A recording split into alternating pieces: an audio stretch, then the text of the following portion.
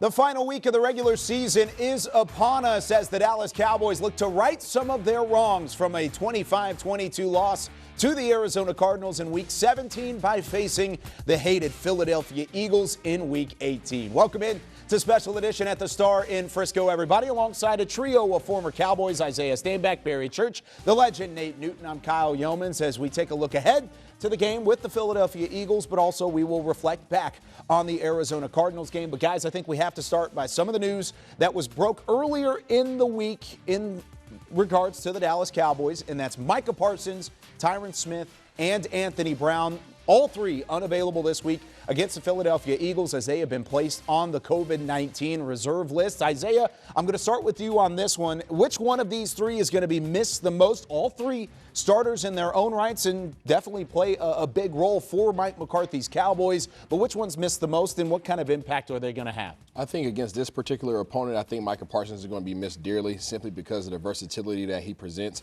and the options that he gives Dan Quinn in this defensive scheme. Tyron Smith is obviously a huge presence, but against this particular team, the strength of their defense is in the middle with Hargrave and obviously Big Cox. Yeah, with me, I'm with you on that one. I got to go Micah Parsons as being the one that we're going to miss the most. And you hate to see it for a guy like this because he was only 2 sacks away from breaking Javon Kearse's rookie record. So you hate to see that for him. But this is the scary part about COVID in the NFL. You really don't know who's going to be in on a week-to-week basis. And the Cowboys are lucky that this is a regular season finale and not a wild card matchup.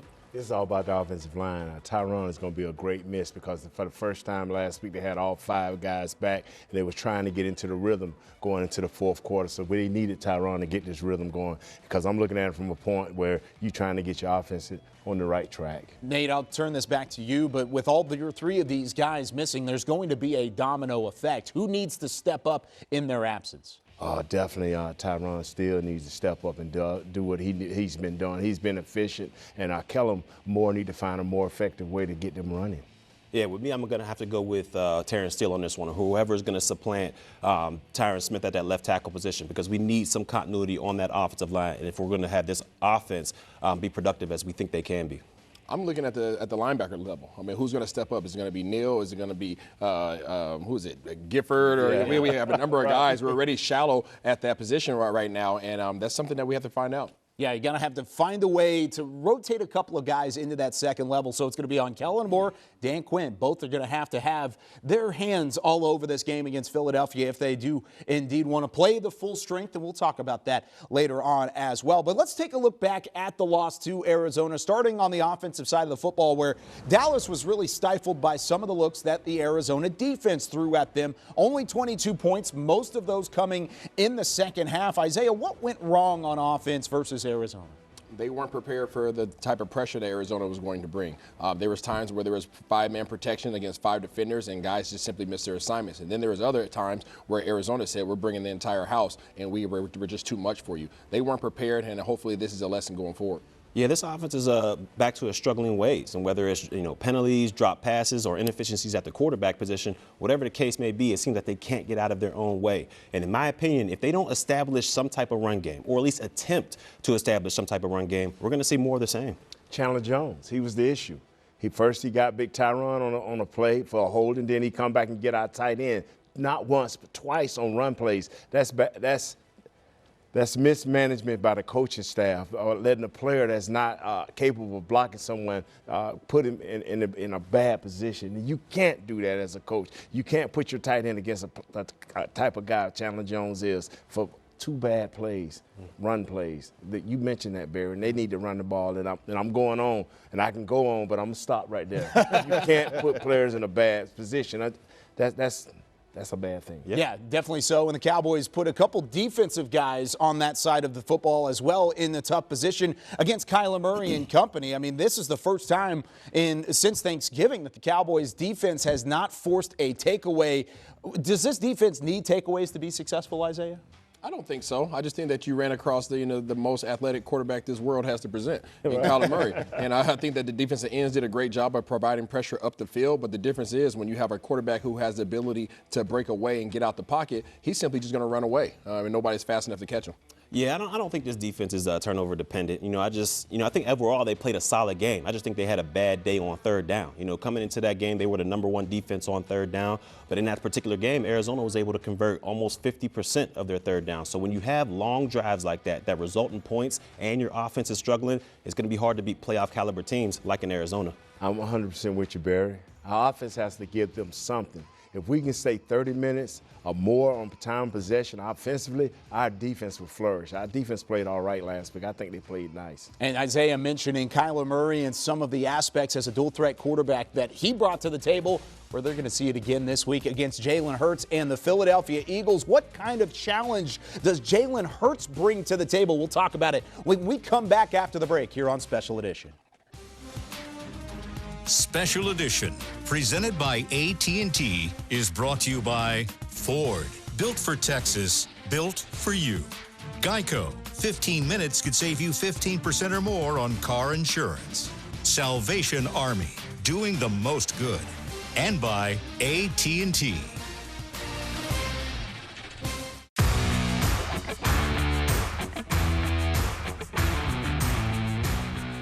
This segment is brought to you by the Texas Lottery. Play the new Gym 7 scratch tickets. There's a Gym 7 scratch ticket for everyone, so play today.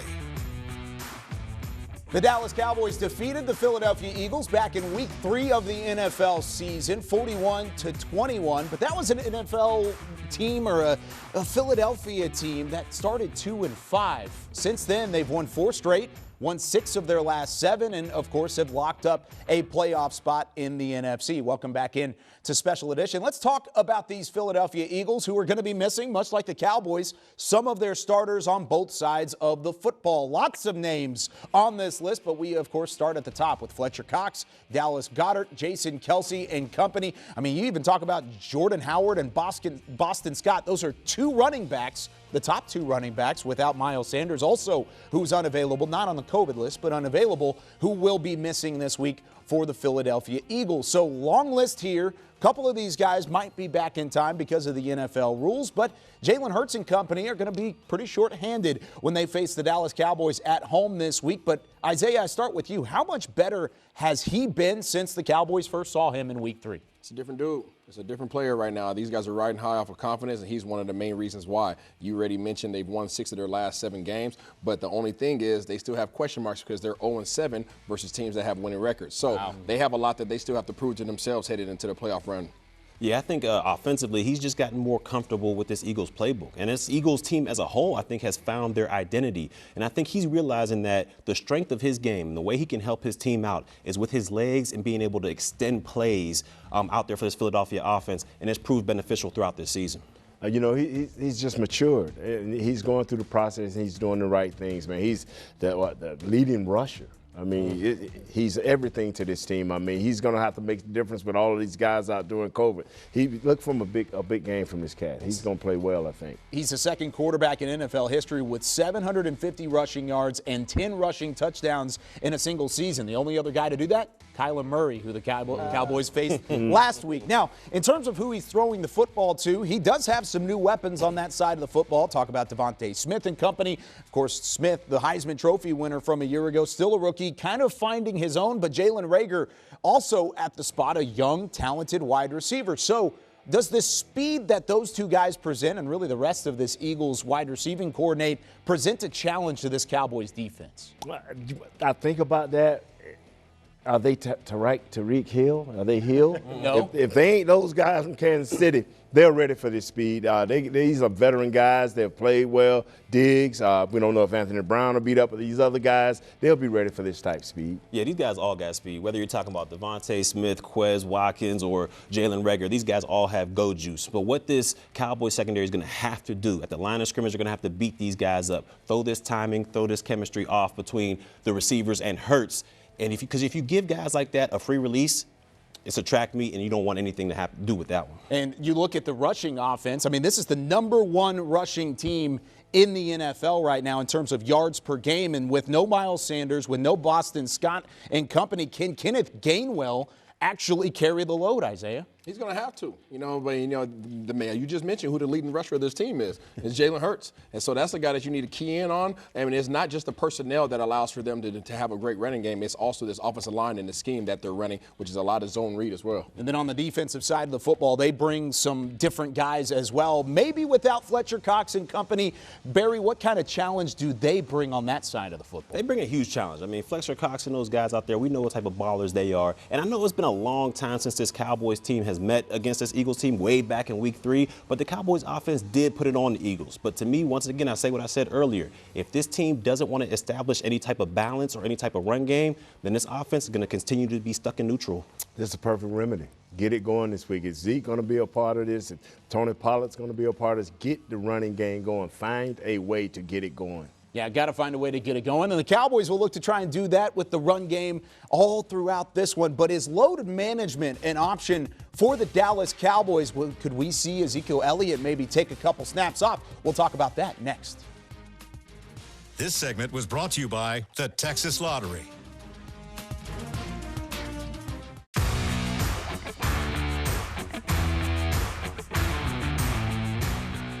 This segment is brought to you by Ford. Built for Texas, built for you. I think we're pretty close. I think just a lot of one-offs. Maybe just like one guy here, one guy there, and and that kind of is what's been killing us. But I think we're close, and we just gotta keep grinding. We gotta keep at it and get this thing right for playoffs. Still lots of confidence from Ezekiel Elliott and company as the Cowboys enter their final test prior to a playoff push in the NFC. Back here on Special Edition, Isaiah Stanback, Barry Church. He's Nate Newton. I'm Kyle Yeomans. And guys, let's take a look at the NFC standings. What's at stake for both of these teams as the Cowboys and the Eagles both locked in to the playoffs for the first time since 2018. And the Cowboys currently sitting at that 4th seed. According to the FPI, 93%, that is where they're going to stay, at the 4th seed. But there is an opportunity if LA loses, if Tampa Bay loses, and if Arizona loses, that the Cowboys could also, with a win, move up to the number 2 seed. As high as Philadelphia can go is up to the 6th seed. So still plenty at stake for both of these teams, but that also brings the question, because it's such a small percentage of a chance, Isaiah, could either one of these teams rest some of their key players in this final week? I don't know what Philadelphia's game plan is going to be, but Dallas needs to suit everybody up. Coach McCarthy needs to put on pads, Kellen Moore. Everybody needs to put on the pads and go out there and compete, simply because you don't want to leave your fate into question. There's an opportunity to go up higher. You already lost out on an opportunity last week by not securing that W. So go out there, play your guys, have your momentum going into the playoffs in the right direction. Yeah, you got to play your starters on this one. One, you have an outside shot of moving up in seeds, and this team would hate to see if everything lined up for them to get that higher seed and they lost this game because they didn't play their starters. And 2, with this offense, they have got to find some type of momentum, some type of chemistry heading into the playoffs. They can't think to themselves that we're going to walk into wild card weekend, flip a switch, and all of a sudden just start hitting on all cylinders. It just doesn't work that way, Nate. Momentum. Both of you guys are so right. They got to strap it up and they got to play hard. They got to do what's necessary for any opportunity to move up, but more important, to get their momentum going with this game here. Now, what kind of effect could it have if they do roll back and they do decide to rest some of these guys? Because they will have fresh legs going into that first one, but is the momentum really that big of a deal to where the Cowboys could maybe utilize that going into the first round? Yes, you don't want to go into this game, into the playoffs with any question marks. And right now there's a lot of question marks on the offensive side of the ball. Defensively, I think you feel pretty sure in terms of where you're at. But this offensive line, you need a running game. Barry said it earlier. You need to be able to protect better. We learned that lesson last week. Dak still has to get rolling. So there's a number of things that need to be addressed ASAP. Let's make sure those things get checked off this week. If the offense was playing better, you would maybe even remotely think of it a little bit more. However, that's not the case. There's a lot to fix for this Cowboys team overall, and we're going to talk about some of those things when we give our keys to the game. When we come back on the other side of the break, what do Mike McCarthy and the Cowboys have to do to find their momentum according to the playoffs in their final week of the season? This segment was brought to you by Ford. Built for Texas, built for you.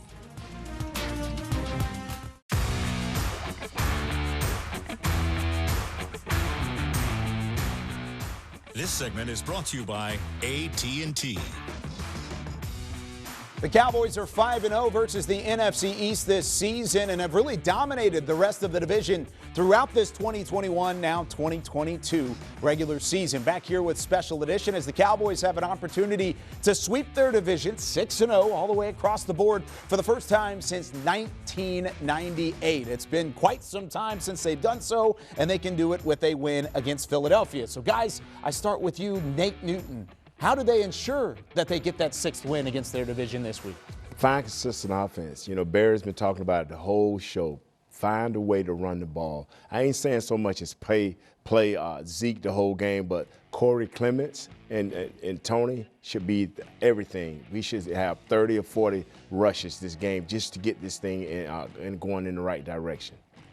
Yeah, I'm going to roll with the fact that this offensive line needs to have things shored up. We need to be able to protect better. Obviously, Arizona exposed some things, so you can best believe Philadelphia's going to try to present some of those same issues. And then obviously getting this ground game going. If the offensive line can shore things up and control the line of scrimmage, everybody else is able to do their job. Yeah, usually I stay on the defensive side of the football, but these guys have given us opportunities to win. So I got to go on the offensive side of the football for things. We've got to figure out somehow, some way to get some type of balance going offensively. We've seen it earlier in the season. Before Dak Prescott had that calf injury, they were hitting on all cylinders, and that's because they had a ground game to go along with the passing game, and it was forcing defenses to pick their poison. We got to get back to that. Even if we're not getting those 150-yard gains, at least give them the attempts to make the defense be honest and respect your run game, because if you do not, these defensive ends are going to pin their ears back, and we're going to see exactly what Chandler Jones did last week, which is get after the quarterback, and we want no problems with that. We have got to figure out a balanced solution for this offense. So really quickly, before we wrap things up, I mean, we talked about it a little bit early on, but which coordinator, offensive or defensive, Kellen Moore, Dan Quinn, is under the most pressure this week? Because Kellen Moore has to find a rhythm on the offensive side of the football without his left tackle, but Dan Quinn's dealing without Micah Parsons for the first time this season, also without a starting cornerback. So who do you feel like's under more duress against Philadelphia? Kellen Moore. Hands down, Kellen Moore, no questions asked. Kellen Moore has to find a way to get this offense going. He has one of the league's best receivers, but he doesn't give him the ball. He has one of the league's best quarterbacks, can't get him on the path. Oh, and by the way, one of the league's best offensive linemen, and we can't seem to run the ball effectively. So it's definitely on Kellen Moore. 100% is Kellen Moore. I mean, the sample size is too big that this offense has been in decline. It's been about 6-7 weeks right now where they can't get out of their own way. So Kellen Moore, he's got to figure out a way to get back to that boy genius that we saw earlier in the season. Coach Quinn has found ways to win all year long. He's substituted all year long. He's went through these growing pains. Now it's Kellen Moore's chance. He's got to do his job. He's got to find a way to get these guys successful. Both of those guys have had plenty of great storylines throughout the year, kind of push their direction, and now they've got some challenges in the final week of the regular season and, of course, to try and find a rhythm for the playoffs. When we come back, we celebrate our very own Nate Newton, who had some pretty good news earlier in the week, when we return with more Special Edition. This segment was brought to you by AT&T.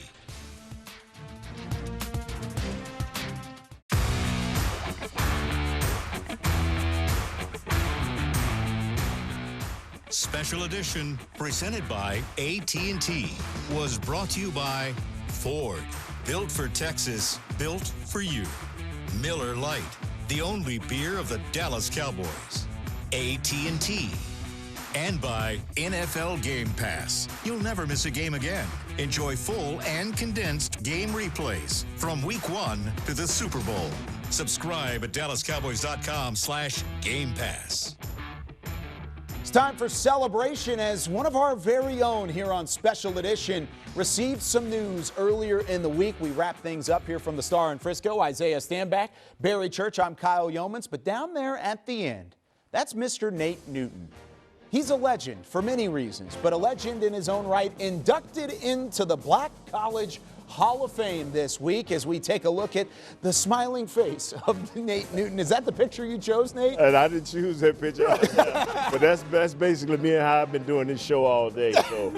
But class of 2022, yes. An exciting day and exciting news for you and your entire family. I mean, what did it mean to you when you did receive that you were going to be inducted? I was shocked. I never thought I would get in. You know, I've always been one of the guys that just wanted to get along and have fun. And it was all about the guys more than it was me. And so when Doug Williams called me the day before, saying, be quiet, but you're in, I was just shocked. I didn't even tell my wife till the next morning because it's unreal, but it's going to be in Atlanta. It's going to be a party. I cannot wait to get an invite to that party. You will. 6-time Pro Bowler, 3-time Super Bowl champion here with the Dallas Cowboys. Of course, a legend at Florida A&M. And, well, for Black College everywhere, Black College Hall of Fame member Nate Newton here on Special Edition. That does it for us this week. The Cowboys and the Eagles kick off 7:15 Central Time on Saturday night. Enjoy it, everybody.